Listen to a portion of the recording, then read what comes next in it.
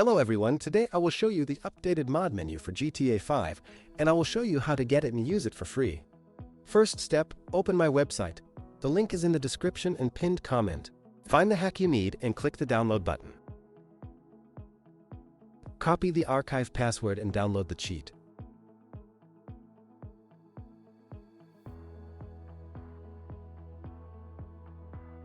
Unzip the archive to any location convenient for you.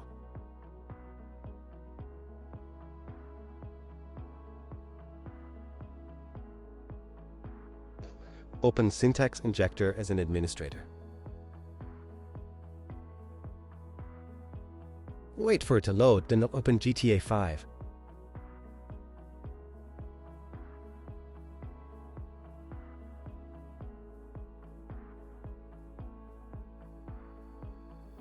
Have fun playing, see you later.